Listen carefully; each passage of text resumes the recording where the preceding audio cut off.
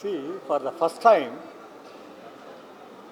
ಮೂವಿಗೆ ನಾನು ಬರೋದು ಕಾರಣ ಏನಂದರೆ ವಿಜಯ್ ನಮ್ಮ ಮನೆಯ ಹುಡುಗ, ನಮ್ಮ ಕಾಂಪೌಂಡ್ ಹುಡುಗ. ನಿಮಗೆ ಗೊತ್ತಿರಬೇಕು, ಭಾಳ ನಾನು ವಿಜಯ್ ಅಂತ ಹೆಸರು ಮತ್ತೋಗುತ್ತೆ, ಬಾಲ ಬಾಲ ಅಂತ ಕರೆಯೋದು. ನಾನು ಮಾಡಿದಾಗೆಲ್ಲ ಬಾಲ ಹೇಗಿದೆಯಪ್ಪ ಅಂತ, ಸ್ಲಮ್ ಬಾಲ. ಆ ಟೈಮಿಂದನೂ ನಮ್ಮ ಮನೆಯ ಹುಡುಗ, ಮನೆಯ ಮಗ. ಸಿನಿಮಾ ಕಮರ್ಷಿಯಲ್ ಆಗಿ ತೆಗೆದಿದ್ದಾರೆ, ಜನಗಳನ್ನ ಹಿಡಿದಿಡಬೇಕು. ಯಾಕೆಂದರೆ ಇವತ್ತು ನಿಮಗೆ ಗೊತ್ತು, ಕನ್ನಡ ಸಿನಿಮಾಗಳಿಗೆ ಜನ ಬರ್ತಾ ಇಲ್ಲ. ಬಹುಶಃ ಅದನ್ನು ಹೊಡೆದಾಕೋ ದಿಕ್ಕಿನಲ್ಲಿ ಉತ್ತಮ ಪ್ರಯತ್ನ ಮಾಡಿದ್ದಾರೆ. ನನಗೆ ವೈಯಕ್ತಿಕವಾಗಿ ಇಷ್ಟ ಆಗಿದ್ದೇನು ಅಂತ ಹೇಳಿದ್ರೆ ಸಬ್ಜೆಕ್ಟ್. ನಿಮ್ಮಲ್ಲಿ ನೀವು ನೋಡಿರೋರು ಗೊತ್ತಿರುತ್ತೆ, ನೀವು ಸಿನಿಮಾ ಆಗಿ ನೋಡ್ತಿದ್ದೀರಿ, ಆದರೆ ನಾನು ಸಿನಿಮಾ ಹೊರಗಡೆ ನೋಡ್ತಿದ್ದೀನಿ. ಇಲ್ಲಿ ಡ್ರಗ್ ಪ್ರಾಬ್ಲಮ್ ತೋರಿಸಿರೋದು ಖಂಡಿತವಾಗಿಯೂ ಆ ರೀತಿಯೇ ಇದೆ.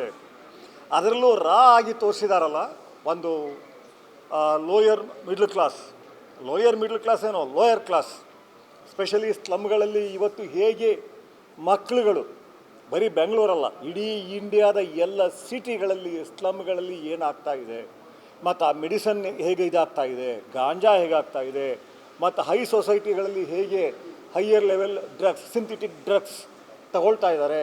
ಮತ್ತು ಇವ್ರು ನನಗೆ ಸಂತೋಷ ಆಗೋದೇನು ಅಂದರೆ ಅವ್ರು ತೋರಿಸಿದಾರಲ್ಲ, ರಿಹ್ಯಾಬಿಲಿಟೇಷನ್ನು, ಇದು ಎಲ್ಲವೂ ಸತ್ಯನೇ. ಮತ್ತು ಆ ವಿಜುವಲ್ಸಲ್ಲಿ ಏನು ತೋರಿಸಿದಾರೋ ಅದೇ ರೀತಿ ನಡೀತಾ ಇದೆ. ಆ ಹುಡುಗರು ಡ್ರಗ್ಸ್ ತೊಗೊಂಡ್ಮೇಲೆ, ಯಾಕೆಂದರೆ ನಾನು ವಿಜಯ್ ಗೊತ್ತಿಲ್ಲ, 1-2-3 ಜನ ಜೊತೆ ಮಾತಾಡಿದ್ದೆ ನಾನು. ನಮ್ಮ ಅಭಿಷೇಕ್ ಇವರಿಗೆಲ್ಲ ಗೊತ್ತು, ರೋಷನ್ನು ಗೊತ್ತು, ಡ್ರಗ್ ಬಗ್ಗೆ ಒಂದು ಒಳ್ಳೆಯ ಫಿಲಮ್ ಮಾಡಬೇಕು ಅಂತ. ಇಲ್ಲಿ ಆ ಫುಟೇಜ್ ಇದೆಯಲ್ಲ, ಅದು ಅಕ್ಷರಶಃ ಸತ್ಯ. ಅದು ಹೇಗೆ ಅವರು ಆ ಡೈರೆಕ್ಟರ್ ಅದನ್ನು ಕನ್ಸೀವ್ ಮಾಡಿದ್ನೋ, ಆ ಹುಡುಗ ಅದು ಯಾವ ರೀತಿ ಇದು ಮಾಡಿದ್ನೋ, ಮತ್ತು ಯಾವ ರೀತಿ ಆ್ಯಕ್ಟಿಂಗ್ ತೆಗೆದುಕೊಂಡೋ, ಅಥವಾ ಡ್ರಗ್ ಎಕ್ಸ್ಪೀರಿಯನ್ಸ್ ಇದ್ದು ಹುಡುಗರನ್ನ ತೊಗೊಂಡೋ ನನಗೆ ಗೊತ್ತಿಲ್ಲ. ಬಟ್ ಹುದುಗಿಕೆ ನೇರವಾಗಿ ತಲುಪುತ್ತೆ. ಬೇರೆ ವಿಷಯಗಳು ಕಮರ್ಷಿಯಲ್ ಆಗಿ ದೊಡ್ಡ ಸ್ಟಾರ್, ಹಳ್ಳಿಯಲ್ಲಿ ಗೊತ್ತಿರೋ ಸ್ಟಾರ್ ವಿಜಯ್.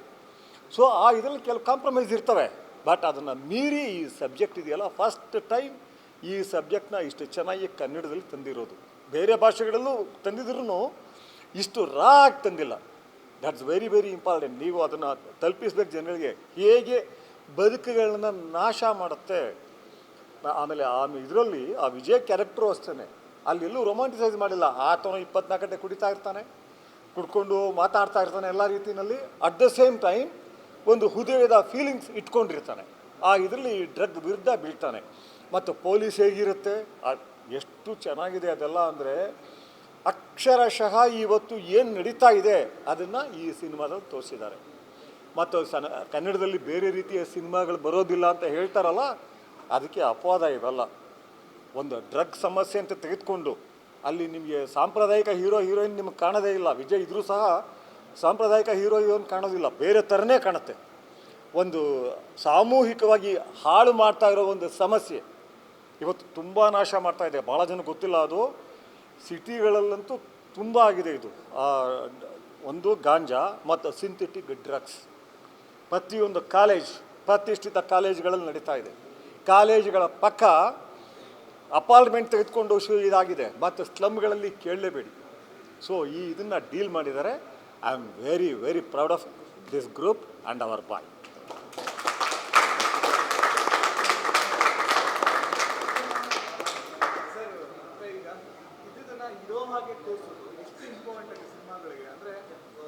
ಸಿನಿಮಾಗಳು ಮಾಡ್ತಾರೆ ಎಷ್ಟೋ ಡೈರೆಕ್ಟರ್, ಅದು ತುಂಬ ಇಂಡೈರೆಕ್ಟ್ ಆಗಿ ತೋರಿಸೋದು, ಪರೋಕ್ಷವಾಗಿ ಕಾಮೆಂಟ್ ಈ ಥರ ಮಾಡ್ತಾರೆ. ಬಟ್ ವಿಜಯ್ ಸರ್ ತುಂಬ ಡೈರೆಕ್ಟ್ ಆಗಿ ತೋರಿಸೋದ್ರಿಂದ ಜನಗಳಿಗೆ ಜಾಸ್ತಿ ಇಂಪ್ಯಾಕ್ಟ್ ಆಗ್ತಾ ಇದೆ. ಆ್ಯಕ್ಚುಲಿ ಬೆಳಗ್ಗೆ ಶೋ ಇದ್ದಾರೆ, ಅದಷ್ಟು ಇಂಪಾರ್ಟೆಂಟ್ ಆಗ್ತದೆ. ಅಲ್ಲ, ಈಗ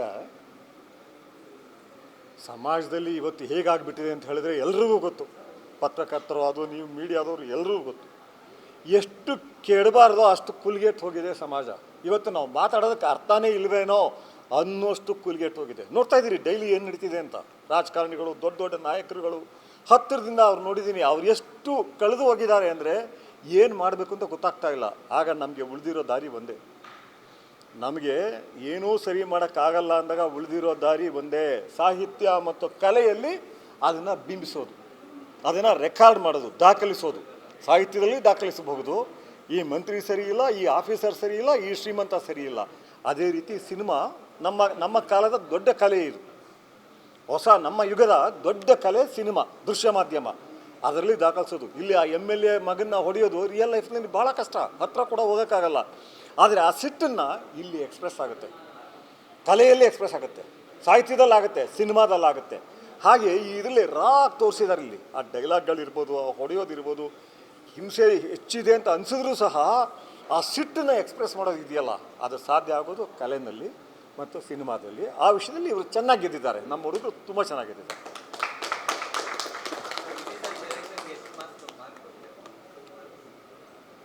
ನಾನು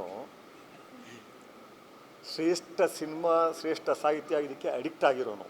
ಹಾಗಾಗಿ ಆ ರೀತಿ ಮಾರ್ಕ್ಸ್ ಕೊಡೋ ವಿಷಯಗಳನ್ನ ಕೇಳಬಾರ್ದು. ಬಟ್ ನಮ್ಗೆ ಬೇಕಾಗಿರೋದೇನು, ಇದನ್ನು ಈಗ ನಾವು ಮಾಡ್ತೀವಿ. ನಾವೀಗ ಎದೆಗಾರಿಕೆ ಇದು ಎಲ್ಲ ಇನ್ಕ್ಲೂಡಿಂಗ್ ಸ್ಲಂಬಾಲದಲ್ಲಿ ವಿಜಯ್ ನನ್ನ ಜೊತೆ ಗಲಾಟೆ ಏನು ಅಂದರೆ, ಅಣ್ಣ 4 ಫೈಟ್ ಕೊಡು. ನಾನು ಇಲ್ಲಪ್ಪ, ರಿಯಲ್ ಲೈಫಲ್ಲಿ ನಡೆಯಲ್ಲ ಆ ಥರ, ನಾನು ಕೊಡಲ್ಲ. ಏನು ಸ್ವಲ್ಪ ಅಲ್ಲ ಆರ್ಗ್ಯೂ ಮಾಡಿದ್ದು. ಇವತ್ತಿಗೂ ಹೇಳ್ತಾರೆ 4 ಫೈಟ್ ಆಗಿದ್ದಿದ್ರೆ ಆ ಕಾಲದ ಬಿಗ್ಗೆಸ್ಟ್ ಹಿಟ್ ಆಗ್ತಿತ್ತು. ನಾನು ಹೇಳಿದೆ ಹಿಟ್ ಅಲ್ಲ, ನಂದು ಇದೇ ಬೇರೆ. ಆದರೆ ಆ ಮಾರ್ಕ್ಸ್ ಕೊಡೋದಲ್ಲ, ನಾನು ಹೇಳ್ದಲ್ಲ, ಆ ಸಿಟ್ಟನ್ನು ಎಕ್ಸ್ಪ್ರೆಸ್ ಮಾಡೋದಕ್ಕೆ ಇದನ್ನು ಬಳಸ್ಕೊಂಡಿದ್ದಾರೆ. ಅದು ಎದ್ದು ಕಾಣುತ್ತದು. ಸ್ಪೆಷಲಿ ಆ ಡ್ರಗ್ಸ್ ಬಗ್ಗೆ ಇದೆಯಲ್ಲ, ಪ್ರತಿಯೊಬ್ಬರು ಅದಕ್ಕೋಸ್ಕರ ನೋಡಬೇಕು. ಪ್ರತಿಯೊಂದು ಕಾಲೇಜ್ ಹುಡುಗರು ಹುಡುಗಿರು ನೋಡಬೇಕು, ತಾಯಿ ತಂದೆ ನೋಡಬೇಕು. ಇವತ್ತು ಡ್ರಗ್ಸ್ ಪ್ರಾಬ್ಲಮ್ ನಾವು ಅಂದ್ಕೊಂಡಿರೋದಕ್ಕಿಂತ ಶ್ರೀಮಂತ ಮನೆಗಳಲ್ಲಿ, ನಾನು ಇಲ್ಲಿ ನಿಮ್ಮೆದುರಿಗೆ ಹೇಳೋಕ್ಕಾಗಲ್ಲ, ಸಿನಿಮಾದಲ್ಲಿ ಹೇಳ್ಬೋದು, ಎಷ್ಟೆಷ್ಟು ದೊಡ್ಡ ದೊಡ್ಡ ರಾಜಕಾರಣಿಗಳ ಮಕ್ಕಳು ಅಡಿಕ್ಟ್ ಆಗಿದ್ದಾರೆ, ಎಷ್ಟು ನಾಶ ಆಗ್ತಿದ್ದಾರೆ, ಎಷ್ಟು ಆಗಿದ್ದಾರೆ, ಮತ್ತು ಆ ಗುಂಪುಗಳು ಏನಾಗಿದೆ ಅವೆಲ್ಲ ನನಗೆ ಗೊತ್ತಿದೆ. ಸೊ ಅದನ್ನು ಭಾಳ ಚೆನ್ನಾಗಿ ತಂದಿದ್ದಾರೆ. ಸೊ ಇದರಲ್ಲಿ it is A success. Commercially reach ಆಗಬೇಕು ಪ್ರತಿಯೊಬ್ಬನ್ನು ಅಂತ ಮಾಡಿದ್ದಾರೆ. ಸೆಕೆಂಡ್ ಹಾಫ್ ಅಂತೂ ಗೊತ್ತಾಗೋದೇ ಇಲ್ಲ. ಫಸ್ಟ್ ಹಾಫು ವಿವರಗಳು ಬರ್ತವೆ, ಆದರೆ ಸೆಕೆಂಡ್ ಹಾಫ್ ಇದೆಯಲ್ಲ ಸಿಕ್ಕಾಪಟ್ಟೆ ಚೆನ್ನಾಗಿದೆ. ಸರ್, ನಿಮಗೆ ಭೀಮಾ ಕ್ಯಾರೆಕ್ಟರ್ ಬಿಟ್ಟು ಬೇರೆ ಯಾವ ತುಂಬ ಇಂಪ್ಯಾಕ್ಟ್ ಆಯ್ತು ಕ್ಯಾರೆಕ್ಟರ್? ತುಂಬ ಹತ್ರ ನೀವು ನೋಡಿರೋ ಕ್ಯಾರೆಕ್ಟರ್ ಅಂತ ಅನಿಸ್ತು. ಅಲ್ಲಿ ಬರೋ ಡ್ರಗ್ ಡೀಲರ್ಸ್ ಇದಾರಲ್ಲ, ಇವೆಲ್ಲ ನಾವು ನೋಡಿರೋದು. ಈ ಥರ ಇದನ್ನ ನಾವೆಲ್ಲ ನೋಡಿರೋದು. ಇಲ್ಲಿ ತೋರಿಸಿದಾರಲ್ಲ, ಡ್ರಗ್ ಹೇಗೆ ಡೀಲ್ ಮಾಡ್ತಾರೆ, ಹೇಗೆ ಬೆರೆಸ್ತಾರೆ, ಹೀಗೆ. ಆಮೇಲೆ ಅದು ಆ ವೈಲೆನ್ಸ್ ಹೇಗಿದೆ ಅಂದರೆ ಇಟ್ಟಿದ್ದಾರೆ ಇಲ್ಲಿ. ಯಾವ ಅಂಡರ್ವರ್ಲ್ಡ್ನಲ್ಲೂ ನಿಮಗೆ ಸಿಗಲ್ಲ. ಡ್ರಗ್ ಫೀಲ್ಡಲ್ಲಿ ಇದೆಯಲ್ಲ, ಡ್ರಗ್ ಮಾಫಿಯಾ, ಅಲ್ಲಿರೋ ವೈಲೆನ್ಸ್ ಪ್ರಪಂಚದಲ್ಲಿ ಎಲ್ಲೂ ಸಿಗಲ್ಲ. ನಾನು ಇದನ್ನು ಹೇಳಬಾರ್ದು, ಆದರೂ ಹೇಳ್ತೀನಿ ಕೇಳಿ. ಕೆಲವು ಹುಡುಗರಿಗೆ ನಾವು ಈ ಡ್ರಗ್ಗಿಗೆ ಅಡಿಕ್ಟ್ ಆಗಿರ್ತಾರೆ, ಕಾಲೇಜ್ ಹುಡುಗರಿಗೆ. ಯಾವ ಕಾಲೇಜು ಅಂತ ಹೇಳಲ್ಲ. ನಾನು ಅವ್ರಿಗೆಲ್ಲ ಮಾತನಾಡ್ತಿದ್ದೆ, ಬೇಡ್ರಪ್ಪ ಮಕ್ಕಳ ಹಿಂಗೆ ಆಗಬೇಡಿ. ನನ್ನ ಮಕ್ಕಳಿಗೆ ಚಿಕ್ಕ ವಯಸ್ಸಲ್ಲ, 18-19 ವರ್ಷ. ಅಣ್ಣ ಇನ್ನೆಲ್ಲ ಬಿಟ್ಬಿಡ್ತೀವಿ, ನೀವು ಪ್ರಾಮಿಸ್ ಮಾಡ್ತೀನಿ ಅಂತ ಹೋಗ್ತಾರೆ. ತಿರುಗಿ ಓದಿ 2 ದಿನ ತೊಗೊಂಡಿರ್ತಾರೆ.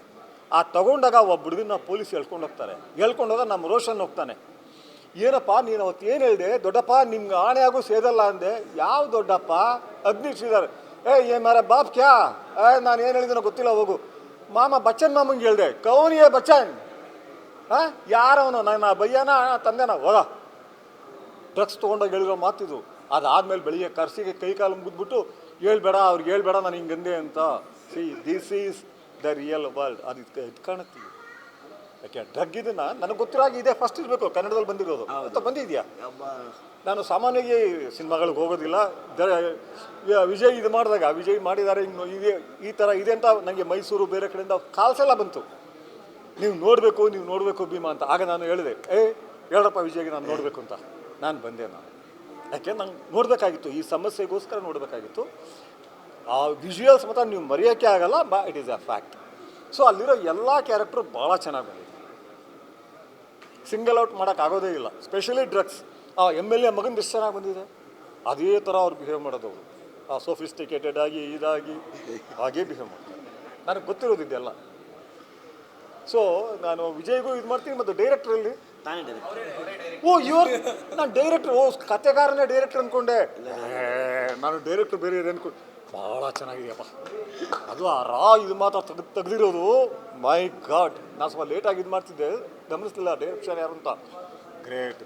Great Vijay, really great. ಆಮೇಲೆ ನೋಡಬೇಕು. ನಾನು ಕನ್ನಡ ಜನಗಳಿಗೆ ಕೇಳ್ಕೊಳ್ತೀನಿ, ಹೊಸ ಯುಗದ ಕಲೆ ಇದು ಸಿನಿಮಾ.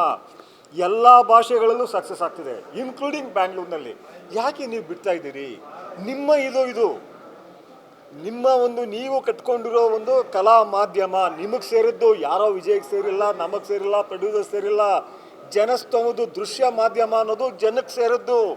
ಈ ಕ್ಯಾನ್ ಕ್ಲೈಮೇಟ್, ನಮ್ಮ ಭಾಷೆ, ನಮ್ಮ ಇದು ಅಂತೇಳಿ ದಯವಿಟ್ಟು ನೋಡಿ. ಥಿಯೇಟ್ರ್ಗಳನ್ನ ಮುಚ್ಚೋಗ್ತಾ ಇದ್ದಾವೆ.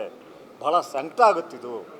ನಿಮ್ಮನ್ನು ಬೆಳೆಸುವ ಒಂದು ಮಾಧ್ಯಮ ಇದು, ಯಾಕೆಂದರೆ ಸಾಹಿತ್ಯಕ್ಕೆ ಸಿದ್ಧತೆ ಬೇಕು.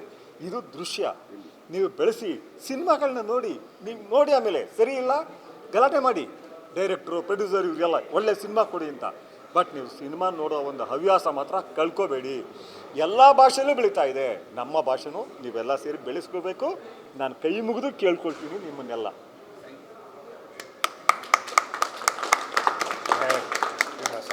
ಭಾಳ ಚೆನ್ನಾಗಿದೆ, ಭಾಳ ಚೆನ್ನಾಗಿದೆ. ಕಮರ್ಷಿಯಲ್ ಇರ್ಬೋದು, ಬಟ್ ನಾನು ಹೇಳಿದ್ದೆ ಹಿಂದೆ, ನಾನು ಹುಡುಗನ ಜ್ಞಾಪಿಸ್ತಾರಿಂದ ಹೇಳ್ತಿದ್ದೀನಿ. ಜೈಲಿನಿಂದ ಬಂದಾಗ ನಾನು ಫೋನಲ್ಲಿ ಮಾತನಾಡ್ತೀನಿ, ಬಂದಿದ್ಯಾ ಮಗನೇ ನೀನು ಫೀನಿಕ್ಸ್ ಥರ ಎದ್ದು ಬಾ. ಈಗ ಜೈಲ್ಗೆ ಹೋಗಿರೋರ್ಗೂ ಅದೇ ಮಾತು ಹೇಳ್ತೀನಿ. ನೆಕ್ಸ್ಟು ಹೊರಗಡೆ ಬಂದಾಗ ಫೀನಿಕ್ಸ್ ಥರ ಎದ್ದು ಬರ್ಬೇಕು ನೀವೆಲ್ಲ. ಯಾಕೆ ಜೈಲ್ಗೆ ಹೋದವನು ಸಂಕಟ ಅನುಭವಿಸಿರ್ತಾನೆ, ಅವನು ಗೊತ್ತಿರುತ್ತೆ ಏನು ಅಂತ, ಬದುಕೇನು, ಸಂಕಟ ಏನು, ಒಂಟಿತನ ಏನು, ನಾನು ಏನಾದರೂ ಮಾಡಲೇಬೇಕು, ಗಟ್ಟಿ ಆಗ್ತಾನೆ. ಹಾಗೆ ಗಟ್ಟಿಯಾಗಿ ನಮ್ಮ ವಿಜಯ್ ಎದ್ದು ಬಂದಿದ್ದಾನೆ. ಲೇಡಿ ಕಾಪ್ ಮಾಡಿದ್ದಾರಲ್ಲ ಗಿರಿಜಾ, ವೆರಿ ವೆಲ್ ಮಾ, ರಿಯಲಿ ವೆರಿ ವೆಲ್. ಇಲ್ಲಿ ಗೊತ್ತಾಗೋದೇ ಇಲ್ಲ. She look so good. See this is that, ಇದು ಆ ಸ್ಟ್ರೆಂತ್ ಏನು ಅಂದರೆ ವಿಜುವಲ್ಸ್ದು. ಇಲ್ಲಿ ನೋಡಿದಾಗ ಎಷ್ಟು ಸ್ಮೂತಾಗಿ ಕಾಣುತ್ತೆ, ಅಲ್ಲಿ ಎಷ್ಟು ಚೆನ್ನಾಗಿ ಮಾಡಿದೆ. She just has lived the role. Maasti dialogue ಹೇಳ್ತಾರೆ. Good good. ಇದು ಭಾಳ ಚೆನ್ನಾಗಿದೆಯಪ್ಪ. So thank you.